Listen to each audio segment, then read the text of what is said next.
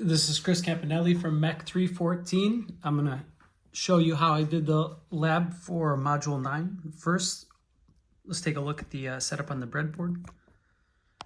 So as you can see, I have a Wheatstone bridge set up where I'm using three 1K ohm resistors here, here, and here.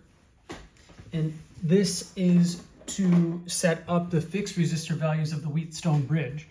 I have two of my three legs of my load sensor connected as the fourth leg, so that'll be the varying resistant depending on the pressure that we apply to the sensor, and then that completes the bridge here and here. I've got 5-volt supply coming in from the MIDAC to my positive and negative VDC rail. I'm applying that positive and negative, or sorry, the positive 5 volts in ground to the top and bottom of the Wheatstone bridge.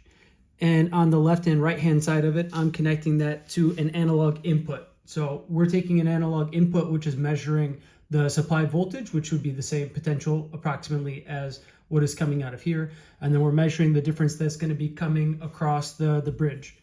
Now, since these three 1K ohm resistors are a fixed value, and this is a resistance that will vary dependent on the pressure applied to it, we will get a difference of potential on the output of the bridge, which is measured as VO, as you can see up here, measured as VO on in LabVIEW.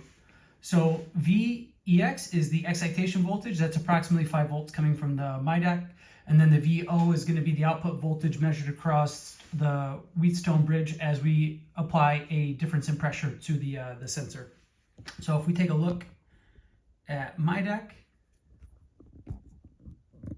you'll see that we have a simple setup where we are connecting the MIDAC assistant, which is going to take the data that is coming from the analog inputs. That's our VO and VEX, and VO over VEX. We're going to put it through a low pass filter. I have the sample rate as continuous on the DAC assistant, and using a low pass filter, I've got a frequency cutoff of 400 hertz. There, we're going to input that to a write to measurement file. So as we do the measurement, we're going to see that that's going to pull up into a file, and we can see as we vary the pressure on the load sensor that we'll see a variance in the file itself. So let's zoom back out, and we'll show the lab in its entirety. So if I start where's my mouse? If we start the lab, you'll see the values start to change.